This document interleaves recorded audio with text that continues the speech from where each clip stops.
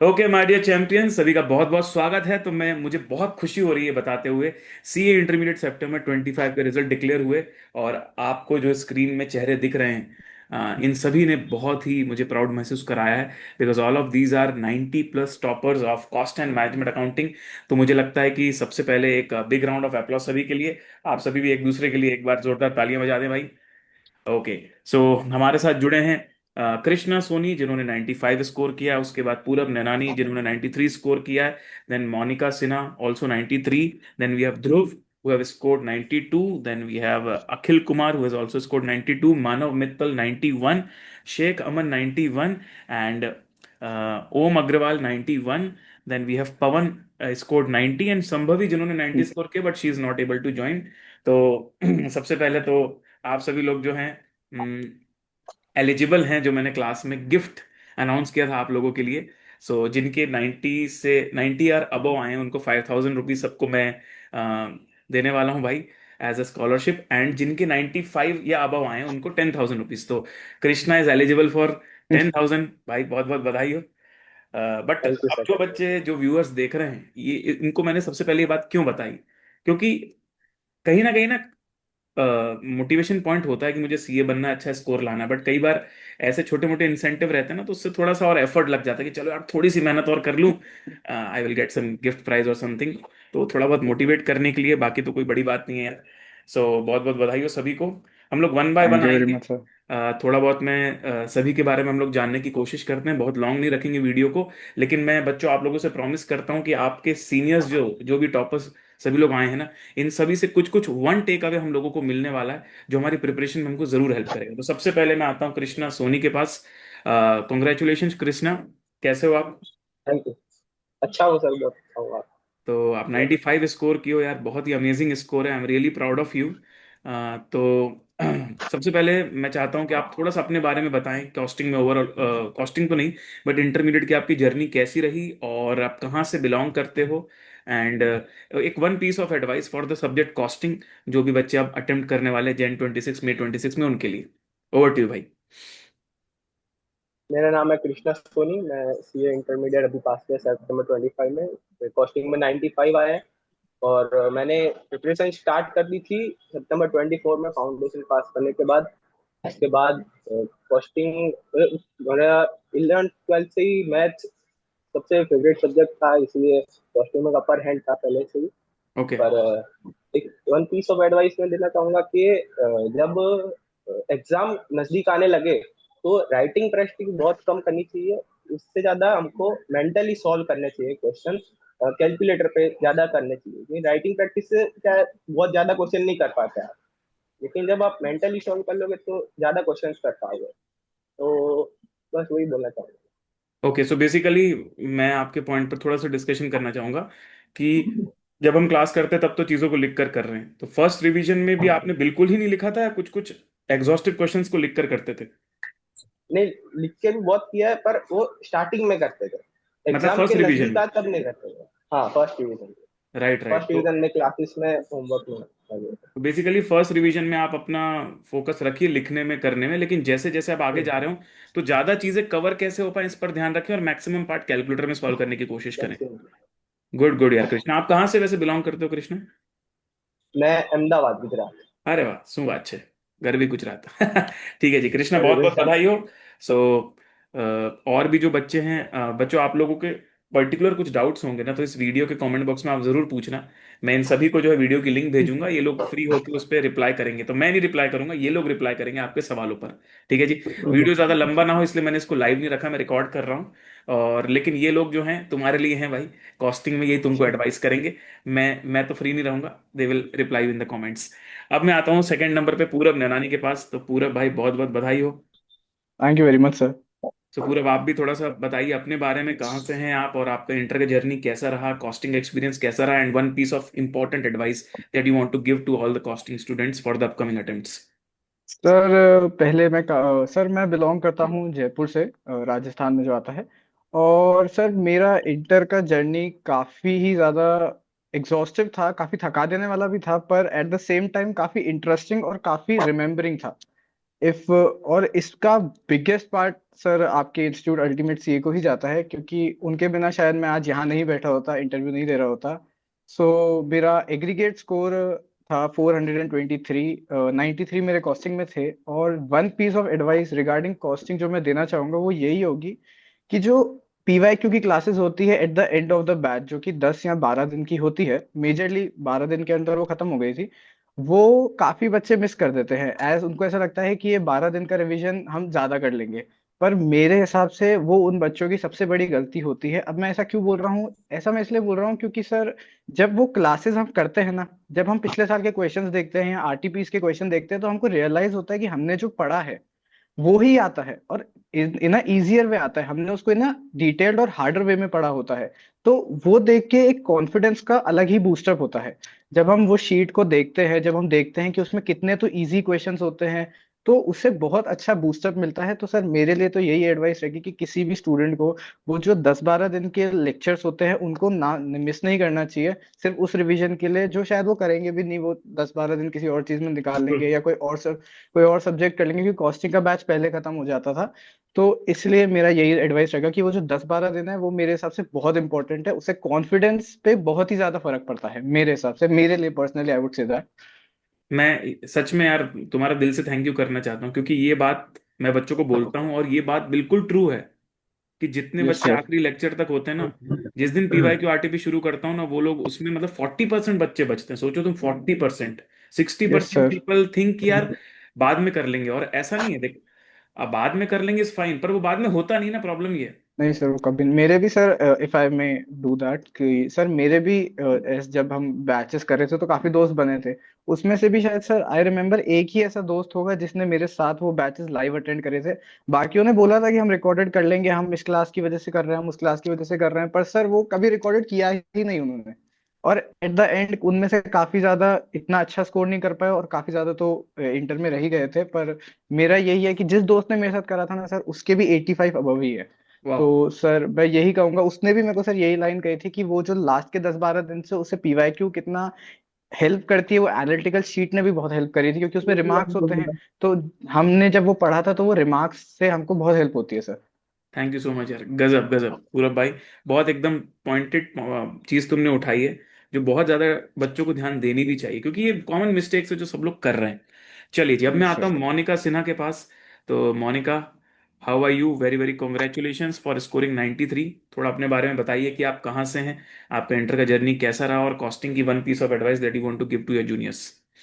Thank you sir. Sir मैं रांची झारखंड से हूँ, और इंटरमीडिएट में मेरे बहुत सारे मल्टीपल अटेम्प्ट हो गए थे, तो मतलब काफ़ी मुझे परेशानी हुई। मैं 24 से मैं ट्राई कर रही हूँ, और मेरे सब अटेम्प्ट में मैं इंडिविजुअली पास हो जाती थी। इन एग्रीगेट मेरा कुछ कुछ नंबर से रह जाता था। अच्छा। फिर मैंने सितंबर भी दिया, जनवरी भी दिया। अब जनवरी के बाद सब लोग बोलने लगे नहीं हो पाएगा, सी छोड़ दो, मुझे भी बहुत लग रहा था। हम्म। फिर मेरे एक फ्रेंड ने, जो मतलब आपके अल्टीमेट के पेड रेगुलर क्लास है, उसने सजेस्ट किया था आपका क्लास। तो फिर मैंने आपके क्लास पे किया। मैं 25 बोथ ग्रुप मैंने दी, तो उसमें बस मेरा ग्रुप 1 क्लियर हो गया। Group okay. 2 में पूरे एग्रीगेट के कारण टिकन रह गया था। तो फिर सितंबर में भी मैंने आपके फिर यूट्यूब वन शॉट से प्रिपेयर की, और फिर इसमें 93 मार्क्स आके ग्रुप 2 क्लियर हुआ है। काफी अच्छा लगा। क्या बात है। एक्चुअली बड़ा टफ हो जाता है, लाइक मल्टीपल अटेम्प्ट्स लगते हैं ना, उसके बाद कॉन्फिडेंस काफ़ी डाउन हो जाता है, और उसके बाद तो बड़ा हाई स्कोर करना और चैलेंजिंग हो जाता है। तो बहुत ही बड़ी बात है, ये बहुत अमेजिंग है कि आपने लाइक, और क्योंकि जैसा आपने बोला कि आपकी सराउंडिंग्स भी आपको ऐसे बताने लगती है ना कि now you will not be able to do it, तब चीज़ों यस को सर। करना तो और मुश्किल हो जाता है। मतलब बहुत लोग कह रहे थे कि अभी तक क्लियर नहीं हो रहा है। तो हम्म। मतलब कि सीए, मेरे फैमिली में कोई भी सीए क्लियर किया नहीं है। किसी ने ट्राई किया तो उनका भी इंटरमीडिएट निकला नहीं है, तो उन्होंने वो छोड़ दिया। तो इसलिए लोगों को एक तो बहुत पता रहता है सीए के बारे में कि बहुत टफ है, होगा नहीं। हम्म। तो सब कह रहे थे कि अब कॉम्पिटिटिव एग्जाम्स दे दो, वो दे दो।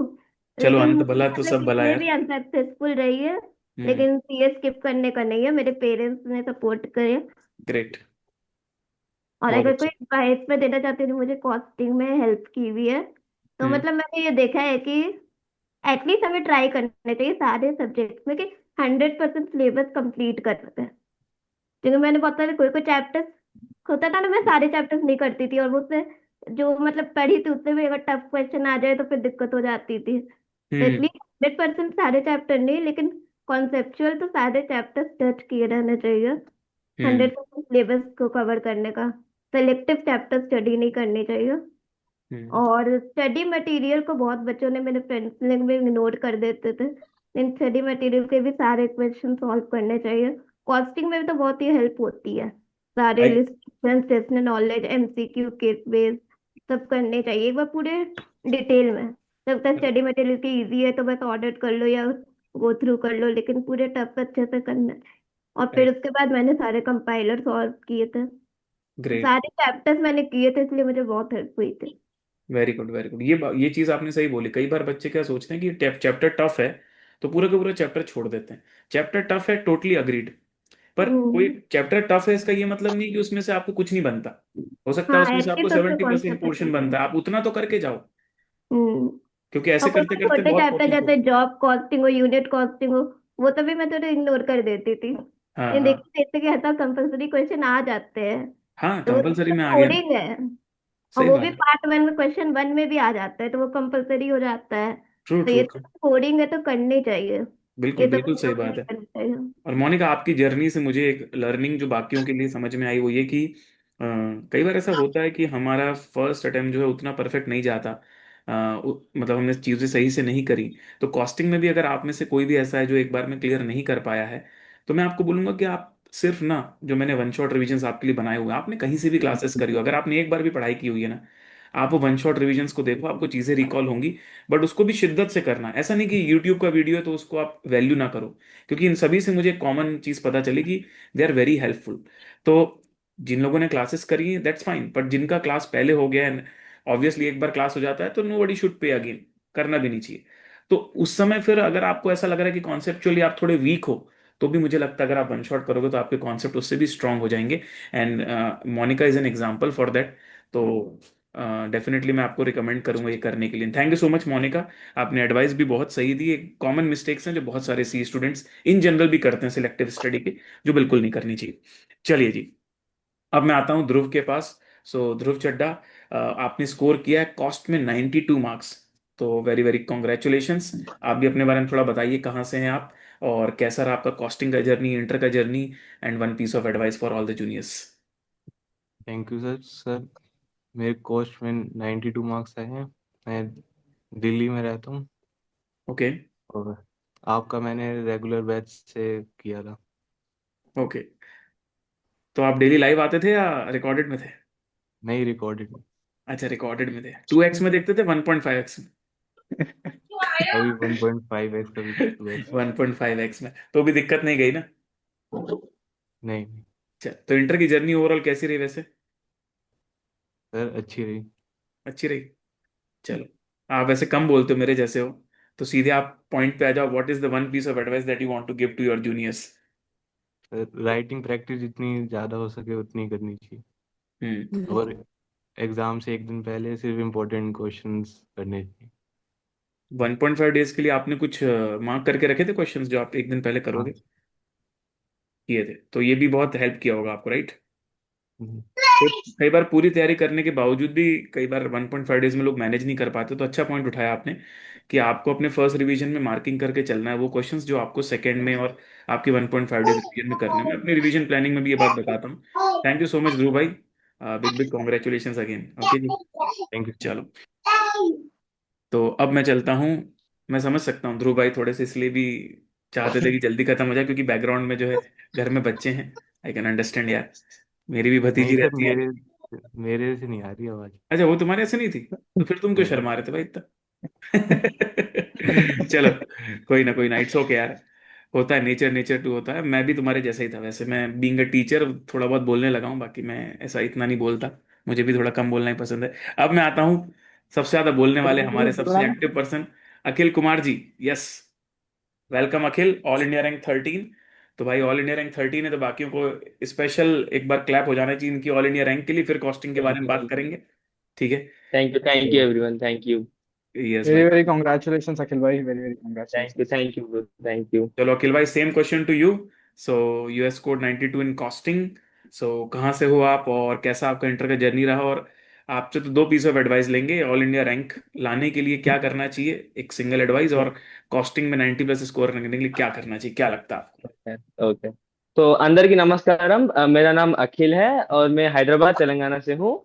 और मैंने कॉस्टिंग प्रणव पोपट सर से लिया था रेगुलर बैच, पर मैंने रिकॉर्डेड किया था सर। लाइव वाला जो बैच था ना, सितंबर वाला, मई सितंबर वाला, वो लिया था, पर मैंने वो रेगुलर किया था क्योंकि मैंने स्टार्ट होने के 1.1 मंथ के बाद ऐसा लिया था, कॉस्टिंग स्टार्ट किया था।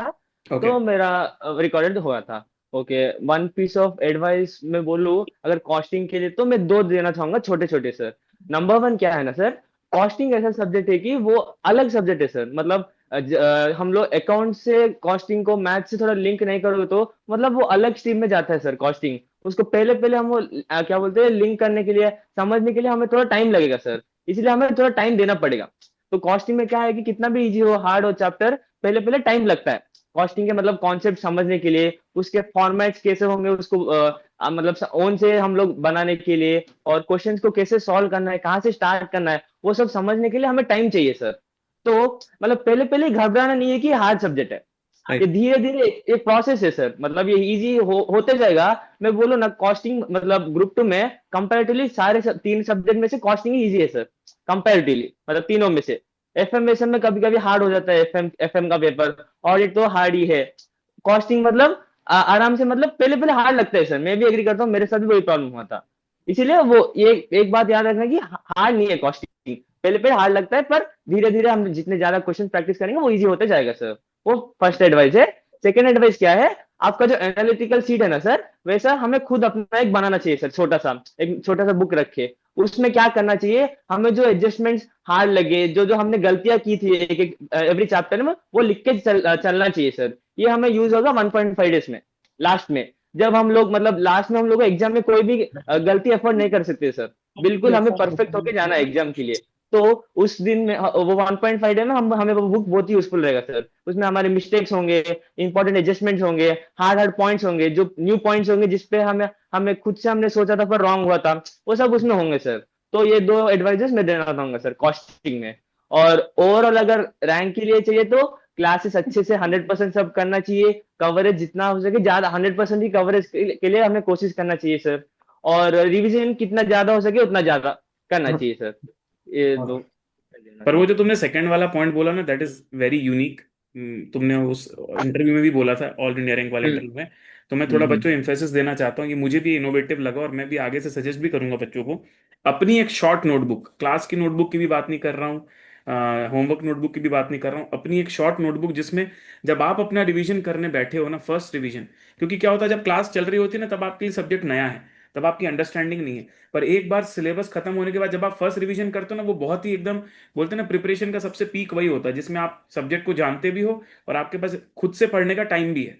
तो वो फर्स्ट रिवीजन में अगर आप अपनी एक शॉर्ट नोटबुक बनाकर चलते हो, जहां पर जिस जिस जगह पर आप अटक रहे हो उसको शॉर्ट में लिखते चलो, वो चीज़ लास्ट के 1.5 डेज में आपको बहुत काम आती है। तो ये जो है, अखिल से बहुत ही सही एडवाइस मिली, thank you so much Akhil भाई। आई होप कि इससे बाकी सर। लोगों को भी बहुत फायदा मिलेगा अक्रॉस इंडिया। तो अब मैं आता हूँ यार मानव मित्तल के पास। So congratulations Manav for scoring thank 91 in you. Costing. थोड़ा सा आप भी हम लोगों को प्रकाश डालिए इस बात पर, कुछ और भी नए पॉइंट्स बताइए, और साथ ही साथ कहाँ से हैं आप, कैसा रहा आपका journey, whatever you want to say. Over to you Manav. Thank you sir. मैं सर नोएडा से हूँ। और सर ये इंटरव्यू जर्नी मेरी काफ़ी अच्छी रही है। मैंने Jan 25 में ग्रुप 1 दिया और फिर फर्स्ट अटेम्प्ट में क्लियर करा। एंड देन मैंने मई अटेम्प्ट स्किप करा था क्योंकि मेरी प्रिपरेशन नहीं थी, पूरी क्लासेस पूरी नहीं हो पाई थी।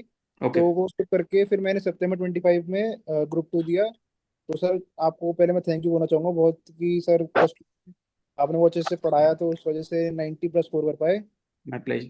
और सर एक एडवाइस मैं देना चाहूंगा सर, जो मेरे को सबसे अच्छी लगी है क्लास में, जो जो आप टेस्ट लेते हो क्लास के अंदर, मतलब सर वो पूरा इन्वायरमेंट बन जाता है। मतलब आप सर क्लास में इस टेस्ट को चेक करवा देते हो तो उससे काफ़ी हेल्प मिलती है सर। मतलब मैं बच्चों को ये बोलना चाहूंगा वो आपको टेस्ट स्किप ना करें। मतलब बहुत बच्चे ये सोचते हैं कि मैं टेस्ट बाद में दे दूंगा, बट बाद में नहीं दे पाते।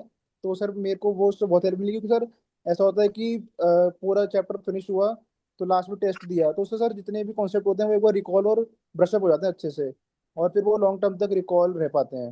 तो सर मेरे को आपकी टेस्ट सीरीज ने काफी हेल्प मिली। ग्रेट ग्रेट, समझ गया भाई। तुमने भी अच्छा पॉइंट उठाया है। जैसे पूरब ने उठाया था पीवाई क्यू आरटीपी का, कि उसमें भी बच्चे इग्नोर मारते हैं, वैसे टेस्ट का भी ऐसे ही। तो बच्चों जिनको नहीं पता मैं उनको बता दूं, मैं अपने रेगुलर बैच में हर चैप्टर के खत्म होने के बाद इन द क्लास टेस्ट लेता हूँ, नॉट पीडीएफ। ये क्लास सर उससे के काफी वो होता है। लेक्चर के ड्यूरेशन में मैं टेस्ट लेता हूँ, और उस ड्यूरेशन में बच्चों को टेस्ट देना होता है, और उसका सॉल्यूशन भी उसी क्लास में होता है। तो अगर आप लाइव लो या रिकॉर्डेड लो, उससे फर्क नहीं पड़ता। हर एक स्टूडेंट उसको टेस्ट दे सकता है, क्योंकि वो रिकॉर्ड ही हो रहा होता है क्लास में। तो मैं तो सच में मानता हूँ भाई, कि अगर मैं बोलूंगा रिवाइज कर लेना तो तुम नहीं करोगे, लेकिन मैं बोलूंगा टेस्ट है तो तुम रिवाइज भी करोगे और खुद से लिखोगे भी। अदरवाइज सेल्फ लिखने की कभी प्रैक्टिस आती ही नहीं है। तो थैंक यू सो मच मानव, तुमने बहुत सही पॉइंट उठाया है। और इससे भी मुझे लगता है ये वाला वीडियो ना मेरे को रेगुलर बैच में पहले दिन दिखा देना चाहिए बच्चों को, ताकि उनको पहले ही समझ में आ जाए कि भाई ये सब बिल्कुल करना सर, बिल्कुल सर। है। चलो हर भाई। रेगुलर बैच में हमारी शक्ल। हाँ बिल्कुल बिल्कुल, डेफिनेटली यार। अब मैं बुलाना चाहता हूँ शेख हमान को। तो शेख ने भी 91 स्कोर की है कॉस्टिंग में, बहुत बहुत बधाई हो शेख भाई। तो आप भी बताइए थैंक यू कहाँ से सर, हैं थैंक आप, यू। और कैसी रही आपकी जर्नी, और क्या एडवाइस आप देना चाहेंगे सर। सर मैं औरंगाबाद महाराष्ट्र से हूँ।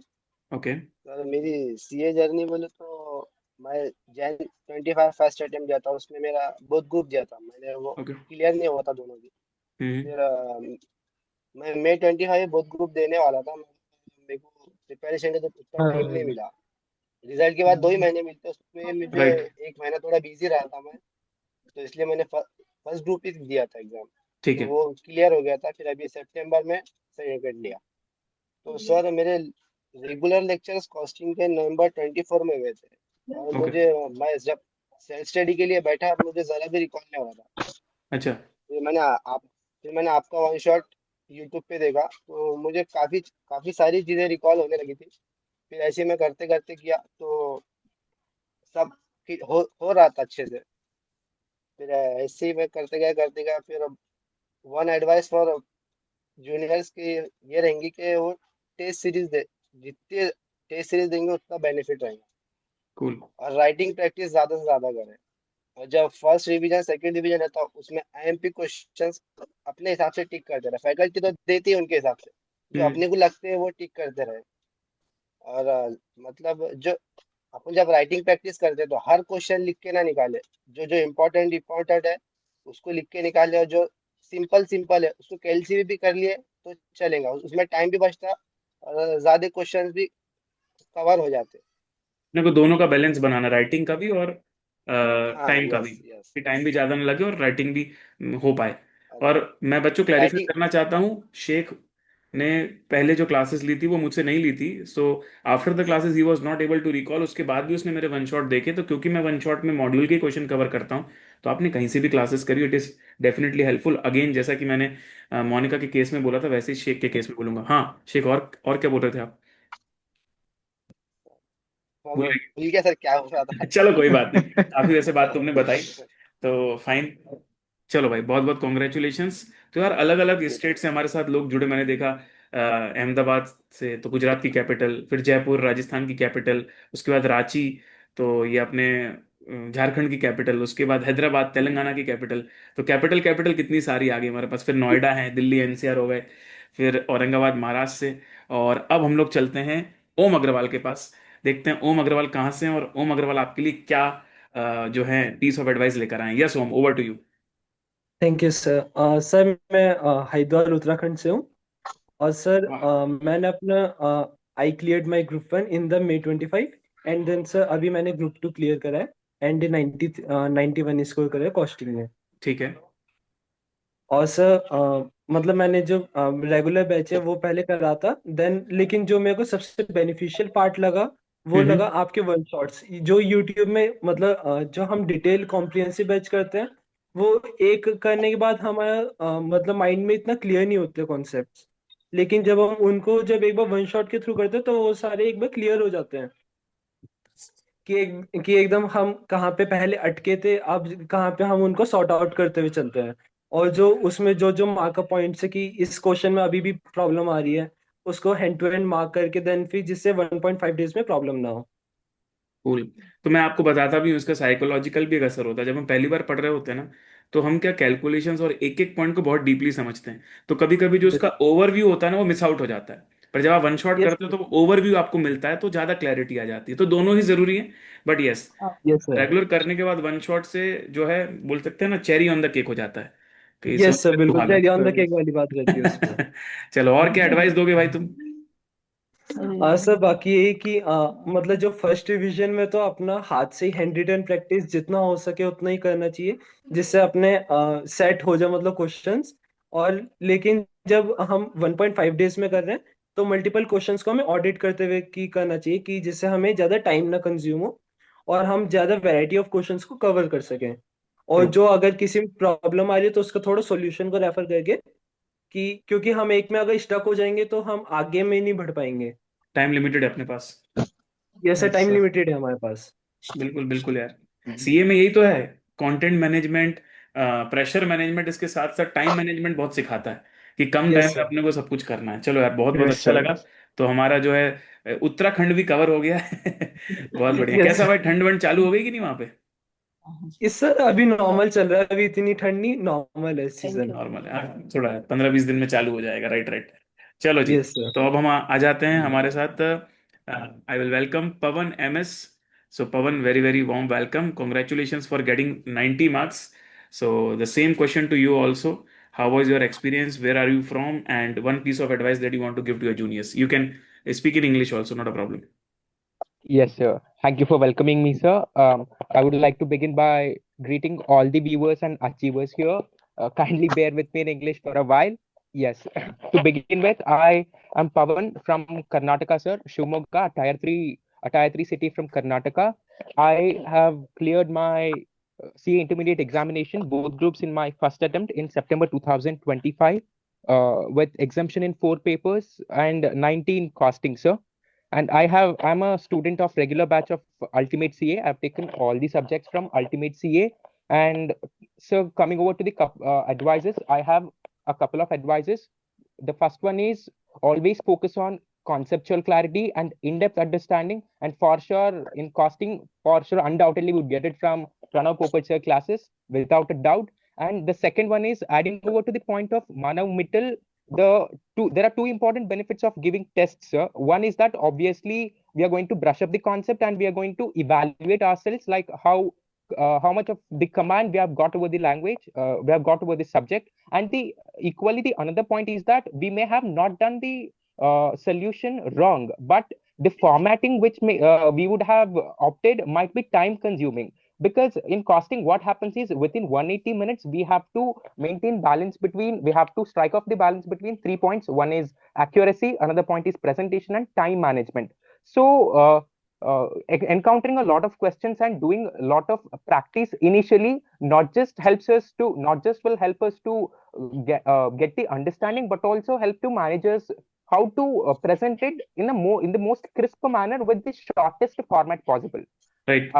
And also, and along with that, whatever the mistakes that you have done in the test, make sure you note it down. And one must who have noted it down, one must to have to like brush up all the mistakes which they have done in the test before the exam, so that they do not repeat the same Repeat in the them. exam.